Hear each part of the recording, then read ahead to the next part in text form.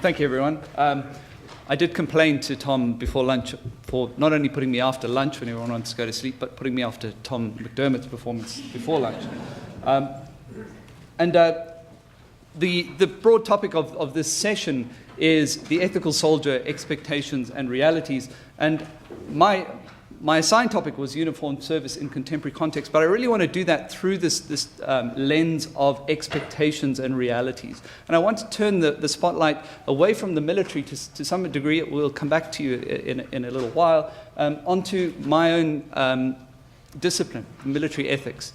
And so to do that, and the image is deliberately chosen, all of the juxtapositions there, I think, in a sense, reflect some of the unrealistic expectations and the lack of reality that sometimes goes on. And I want to start by telling you two stories and then try and draw out some of the contrast there. And the first story is a thought experiment, a philosophical thought experiment. It was presented at a workshop I attended fairly recently by someone I respect very highly, and here it goes. It's called Many Exits. A fat man who likes spelunking in a certain cave with 100 exits knows that there are often other people spelunking, that the water in the cave often rises quickly and floods the whole cave, and that in 70 out of 100 times he tries to exit the cave, he gets stuck for 15 minutes, no matter which exit he uses, long enough for people to drown when the water rises and they have already headed towards the exit he is blocking. Otherwise, they can escape safely. He also knows that these risks are in no way compensated by help he might perhaps provide. He enters the cave. One of the spelunkers, knowing about the fat man's predicament, has a futuristic anti-blockage missile, which emits a warning when the fat man enters the cave. The missile is also capable of searching for and destroying the fat man, but does not work if the water is already rising or the cave is flooded. It is impossible for the spelunkers themselves to find the fat man quickly, let alone faster than the water might rise. If they head to an exit and the water rises, it is too late to search for other exits. The armed spelunker fires the missile, which flies many kilometers through the cave system and blows the fat man into pieces. At this point, Tom Frame is sitting there thinking, why did I ask this man to speak at my conference? What I'd like you to do is put that story in a box and put it over on the shelf while I tell you another story. It's a story, a true story, a tale of Afghanistan. And it involves, well, this picture relates to it. Obviously, we all recognize the man in the middle, but in fact, the story is about the two gentlemen flanking General Petraeus.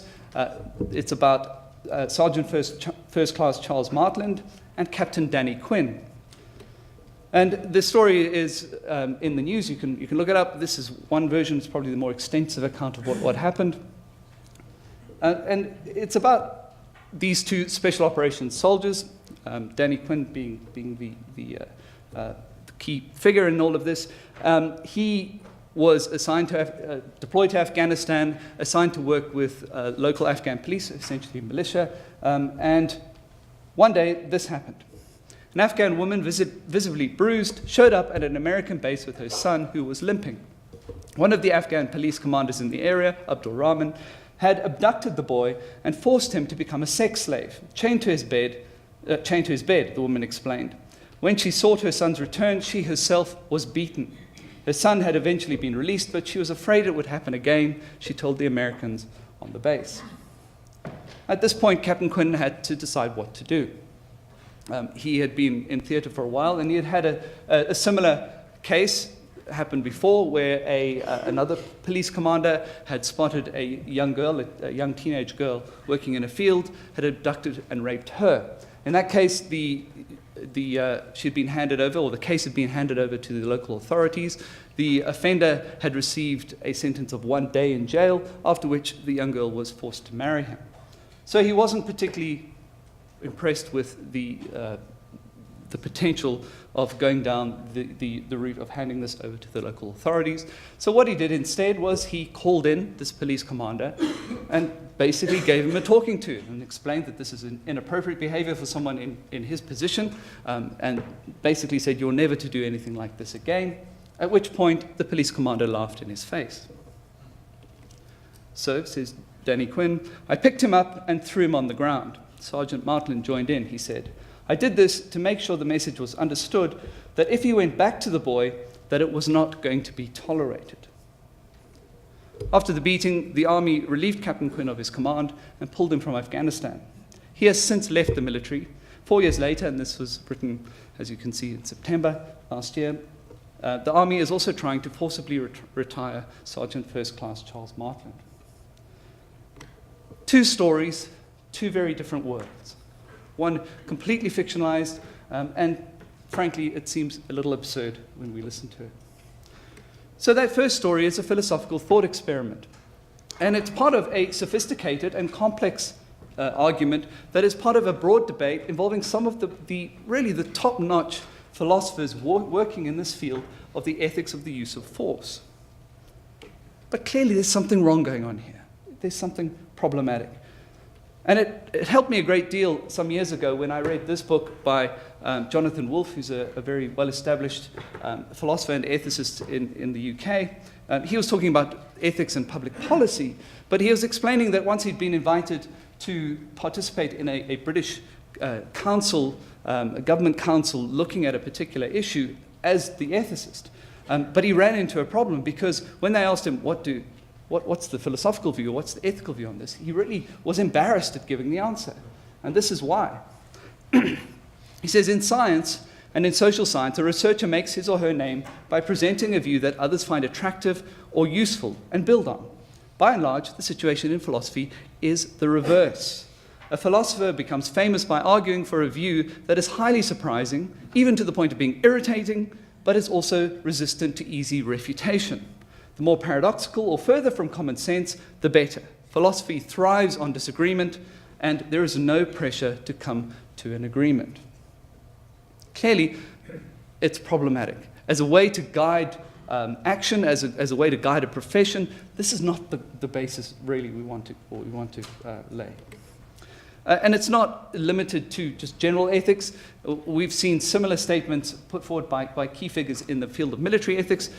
This is from the quote I'll show you in a second, is from an editorial in the Journal of Military Ethics, which is run by the excellent Martin Cook and his colleague Henrik Seiss. This was in 2010 that they put this out. What should we mean by military ethics? And one of the things they said is that we are often put in circumstances of hearing philosophical talks. Often, these are wonderfully logically developed, conceptually clear, rigorously argued, and in the end, professionally irrelevant. So I should say at this point, I am a philosopher. So I am directing this entirely at myself and my colleagues. The problem is, just go back to that, we might think, oh, well, it's just philosophers talking to each other. So what? Big deal. Academics are renowned for living in the ivory tower and doing nothing useful. As long as they're just talking to each other, who cares? But the reality is, when some journalist wants to ask a question about ethics, they Google, and whoever's published things, they contact. And so there is expectations. Expectations are developed out of this kind of thinking that I'm demonstrating here. Very sophisticated positions, but drawn in this very kind of strange way, and with an odd view of what success looks like. Success being create something that's kind of a weird position to hold and defend it successfully. All right, story 2 clearly was an agonizing case of a real-world and incredibly difficult ethical challenge. And yet it's the kind of thing that is being overlooked day after day as philosophers talk to each other and ignore the reality. So my main message is we need to change. As a discipline, those of us who are working this field really need to make sure we're doing this kind of thing, not the fat man in the cave kind of thing. Right? This is important. This is real. It's difficult. We need to be able to help and offer some kind of guidance of how to deal with these kinds of things. And I'm pleased to say that Danny Quinn has agreed to talk to me. I'll be in the US next week, and I'll be interviewing him as towards my current book project. So, as I've said, the challenge for military ethicists is that the expectations we create must come from a genuine understanding of and responsiveness to the realities on the ground. We've got to do that. That's got to be where it comes from. And we know that this is important. So what happened here on campus in January this year is that we invited representatives of a global group of ethics centers who work in military ethics or who have committed themselves to work in military ethics. And we formed this group, the Compass Group. The whole purpose of that is for us to work together to do applied military ethics, to do ethics that takes these fundamental realities of military life seriously, that is focused on what's real and aims to produce outcomes that can actually guide. Another challenge for us is not only must the topics we engage be professionally relevant but they must also engage with public expectations from the basis of a firm grasp of the realities on the ground. And what brought this to mind for me recently, I was reading this article about SEAL Team 6, and it's all about the secret history of quiet killings and blurred lines. But what really struck me in reading this was there are about 4 paragraphs in this newspaper article, which is a big chunk in a newspaper article, all about how the SEALs, some of them, had gone into combat with tomahawks, right, with combat axes, tomahawks. And this actually sparked a couple of follow-on articles. If you Google it, a number of other news sources picked this up and said, Navy SEALs are using tomahawks. Now, this is kind of an odd thing to fixate on, but it's clearly something that those out there are finding to be ethically troublesome. So those are the sorts of things we need to be addressing. Is this ethically troublesome? Why would it be ethically troublesome? How should we think about this kind of thing? So that's the challenge for us, and you're not here mostly as military ethicists, so I don't want you to walk away without any kind of challenge. So the last bit is from me, is what I think is the associated challenge for the military.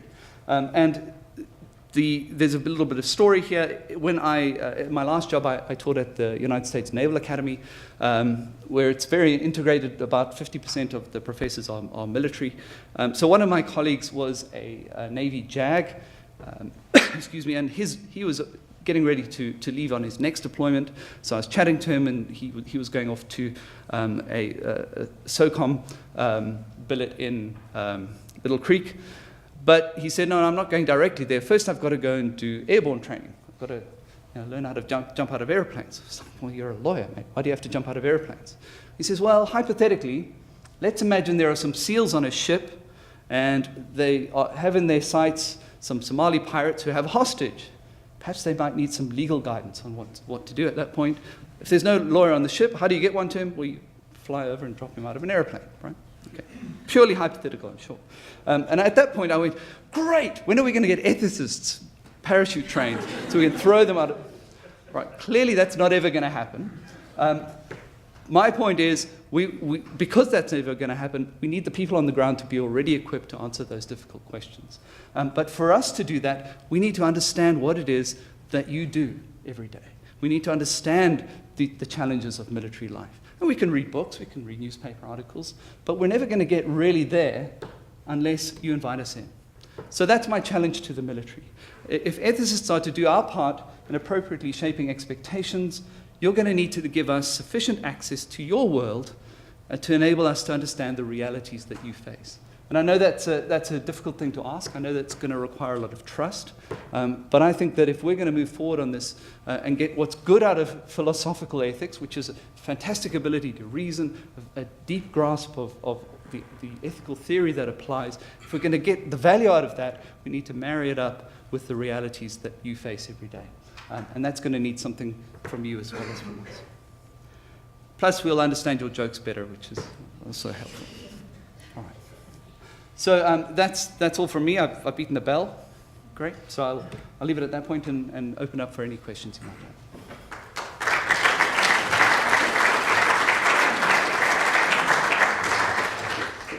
Questions, comments, and criticisms? Just wait for the microphone to come to you.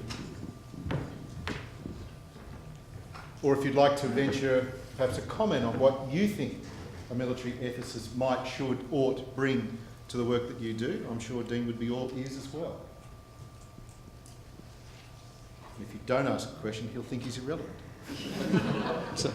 Deane, you and your pitch for military ethicists and the sorts of engagement you'd be most... Well, thank you. I appreciate that. Thank you. That's great. that's what I came to achieve today, so I'll go and say Stephen McNabb. So, as an ethicist, what do you think was the lesson for Danny Quinn and his sergeant? Yeah, it's a really good question. I think there are multiple aspects to it. The work I'm currently doing on this is about how we think about our ethical responsibility for the actions of what the Americans call surrogates. So coalition partners is probably often the polite term, but sometimes they're surrogates, particularly with special operations. And there's been very, very little written about this. So what I have seen has been done from a legal perspective, and it's all very much individualized. And how do we hold you accountable if you are some kind of accessory to say, a rape or a murder? What's your responsibility then? But I don't think we've thought through how we think about that from a more general perspective. And we don't necessarily know what's happening, we don't know what's going to happen, but we have a suspicion that these are people who don't share our values. They may do things that we might not like. How do we decide, do we work with them or not? And I'm still wrestling with it, but I think the answer is something like thinking of them more as a weapon system than as people, which is a little bit of an odd thing to say. But we have concepts that apply then we can talk about questions about proportionality, discrimination. We then have a conceptual framework that we can go, under some circumstances, if it's extreme enough, we might use people who might go off the reservation and do things because the circumstances justify it. But under circumstances, just as we wouldn't use a JDAM in a very low intensity thing, we wouldn't use them. But if it's justified, sometimes I think it would be okay, but we'd have to do that calculation all the time. So I think that's one aspect. That's the kind of institutional question. Do we engage with them? But also it comes down to often decisions on the ground. Do I continue to work with these allies, these surrogates, or not? And I think we need a framework. So I'm still working through that. But there are other questions. Questions about he clearly did something that was not mandated. Are there circumstances where that's acceptable? I think it's a tricky one. So I'm not there yet, but I'm open to certainly suggestions and thoughts. Thank you. Question. Captain Zach Lambert speaking. I saw your presentation during lunch about the online course that you've presented, and this is obviously primarily aimed at people who are undergoing undergraduate training or potentially officer cadets who are here, potentially people outside. Has any work been done to try and integrate that into officer training for example, through the Royal Military College for Duntroon, or formally with the academy itself? So at the academy we have general education subjects, so everybody has to take them. We have two courses that all our students take, one or the other. One is law, force and legitimacy, which covers, it's more on the law side, but it covers a lot of the ethical aspects as well. And the other is an introduction to military ethics. So our students will all come through with a reasonable grasp of those kind of key principles. I don't know about what happens at Duntroon. This material is intended for a global audience, for anybody, and it's really interesting to see who the people who jumped into the first round. People with PhDs, people in high school. But even so, these concepts are interesting enough and simple enough, but complex enough that I think it gets everyone engaged. We have used the material in other contexts. For the past few years, I've been doing an annual talk for RIOs at SASR, the new recruits, on ethics, and I've used some of the material there. So, and I used it at the Staff College Ethics Week last year as well. So there's a range of opportunities to use it as well. Tomorrow's session at the end will be asking the question, is ethics best delivered through education or training, or both, and what's the interaction? Our colleague at KCL is finding many of the Eastern Bloc countries are picking up their MOOC from King's College London because they have nothing in their syllabi at all, not a thing. So they've almost said, we'd like to do this, how can we get it off the shelf? And they're going to Dean's course or to David Wedham's course because they don't have anything. The same is true in the Pacific. The difficulty there is they don't have the internet in order to be able to access the material. But with our Compass group, we'd like to reach out particularly to Pacific and Asia, where as an element of training, it's kind of very low level. The other thing we'd like to talk to the ADF more about is we do physical fitness and we make assessments before people deploy. We do mental fitness and we look at people before they deploy. We never do moral fitness. Are they in a space where they can reasonably go into a complex moral environment and make the kind of decisions that uphold Army values? That's a challenge for us. Another question, perhaps. Tom.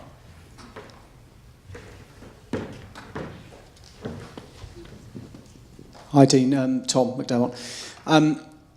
One of my reflections upon working in ISAF was whether a massive coalition of that span of sort of 52 countries all working in a relatively loose coalition in a period of time could create an ethical reference point for operations at a strategic sense.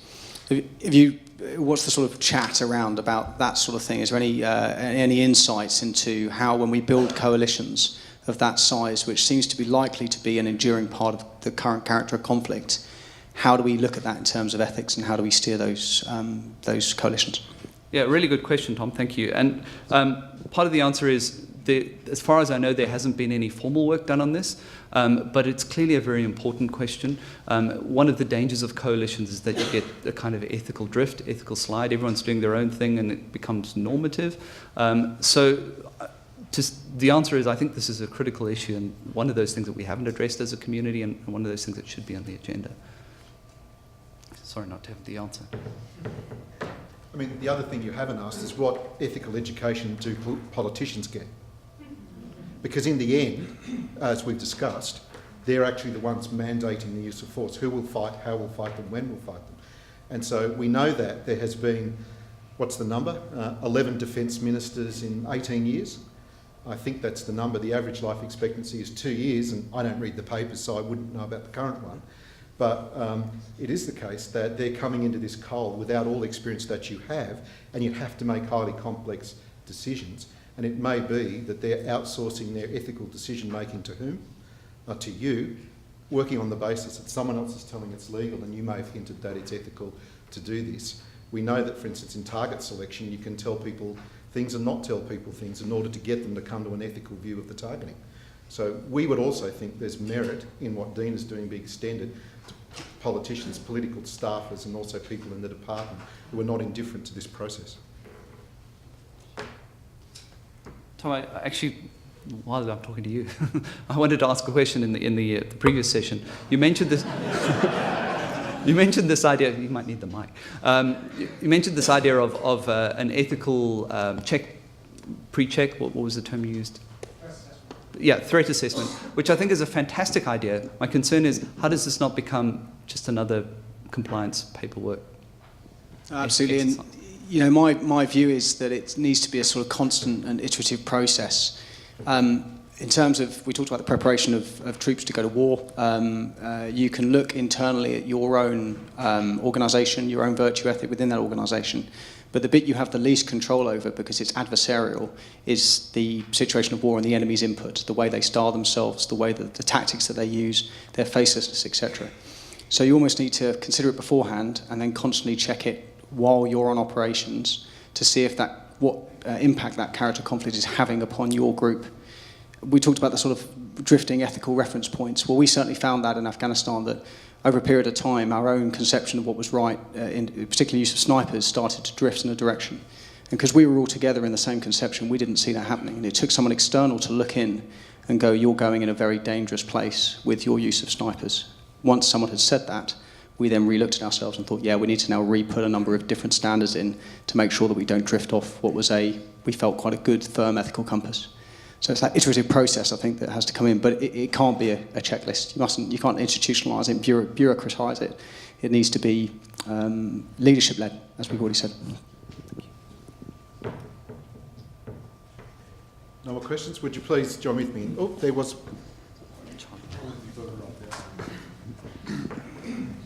Dean, I think just to add a little bit to the conversation, I can only speak for myself, but in my experience, I think Australia can add a lot to a coalition operation, especially vis-a-vis Americans. I think Australia sometimes underestimates how influential they are at least within the U.S. military.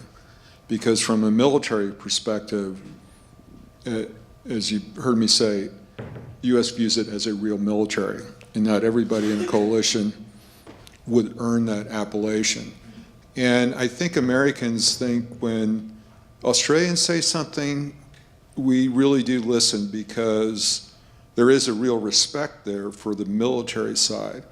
And so the more that you can build this as an example, because nothing that you're doing here is really being done once you get out of the academies and beyond the compliance sort of thing. So you just might want to keep that in mind. This could be something very unique that Australia could add to a coalition operation, and I agree that's going to be the future. Please join with me in thanking Dean for his presentation.